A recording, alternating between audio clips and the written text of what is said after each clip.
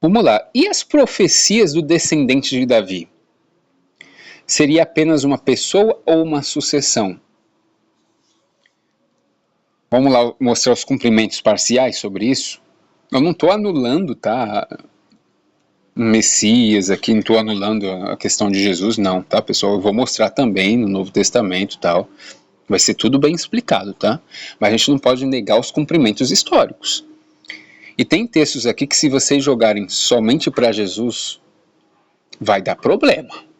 Ó, por exemplo, Jeremias 33. Naqueles dias e naquele tempo, farei que brote a Davi um renovo de justiça, e ele executará juízo e justiça na terra. Naqueles dias Judá será salvo, e Jerusalém habitará em segurança. E este é o nome que lhe chamarão: o Senhor é nossa justiça. Pois assim diz o Senhor: nunca faltará a Davi varão que se assente sobre o trono da casa de Israel. Ou seja, que é uma promessa de uma sucessão e não de um indivíduo único. Correto? Verso 18: nem aos sacerdotes levíticos faltará varão diante de mim para oferecer holocaustos e queimar ofertas e cereais e oferecer sacrifícios continuamente. Aqui está falando de sacrifícios literais, pessoal. Então você não pode isolar esse versículo aqui, e eu estou defendendo o cristianismo também, viu? A gente vai chegar no Novo Testamento. Eu não posso isolar esse versículo aqui e aplicar para Jesus e ignorar esse verso 18. O verso 18 fala que nessa mesma época, descendente de Davi, vai ter que ter sacerdotes e não vai faltar holocaustos e sacrifícios continuamente. Correto? Então aqui não está falando de Jesus. Outros textos que as pessoas isolam, Isaías 11. Eu sei que o contexto em si de Isaías 11 vai ter coisas que vão ser aplicáveis para o futuro, mas isso daqui, ó. Porque brotará um rebento do tronco de Jessé, e das suas raízes um renovo frutificará.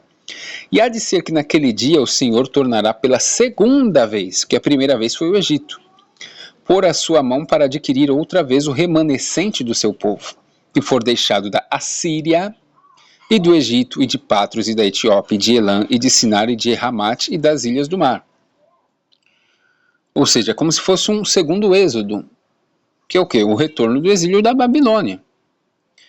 Ó, e levantará um estandarte entre as nações, e ajuntará os desterrados de Israel e os dispersos de Judá, e congregará desde os quatro confins da terra. Né? Eu sei que o contexto de Isaías 11, que a gente já tem um estudo sobre isso, eu vou fazer e vou trazer aqui, não vai se aplicar a todas Zorobabel, tá? Mas parte aconteceu. Ó, Jeremias 23 diz o quê? Eis que vem dias, diz o Senhor, em que levantarei a Davi um renovo justo. E sendo rei, reinará e procederá sabiamente, executando o juízo e a justiça na terra. Nos seus dias Judá será salvo, e Israel habitará seguro. E este é o nome de que será chamado Senhor Justiça Nossa. Não aconteceu isso no primeiro século.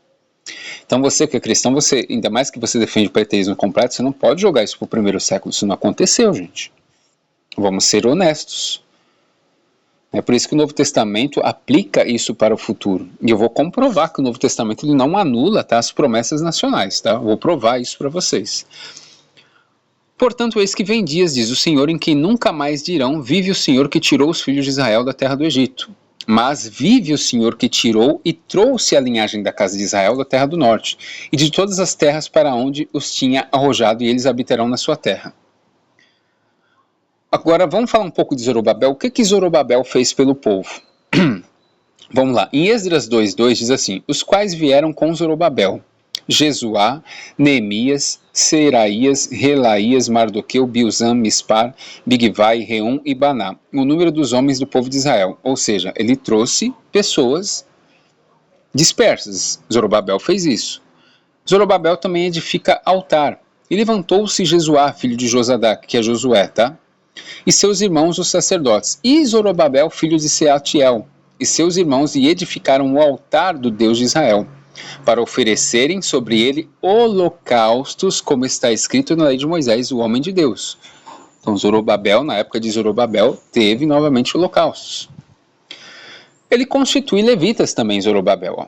E no segundo ano de sua vinda à casa de Deus em Jerusalém, no segundo mês, Zorobabel, filho de Salatiel, e Josué, filho de Josadaque, e os outros seus irmãos, os sacerdotes e os levitas, e todos os que vieram do cativeiro a Jerusalém começaram a obra da casa do Senhor e constituíram os levitas da idade de 20 anos para cima para que a dirigissem. Zorobabel também edificou o templo. Esdras 5, verso 2. Então se levantaram Zorobabel, filho de Selatiel, e Josué, filho de Josadaque, e começaram a edificar a casa de Deus, que está em Jerusalém, e com eles os profetas de Deus que os ajudavam. Quem eram esses profetas? Ageu e Zacarias, tá? Que são da mesma época. Então aquelas profecias do templo de Ageu ali e Zacarias são do templo de Zorobabel, gente. Você não pode isolar e jogar para o futuro.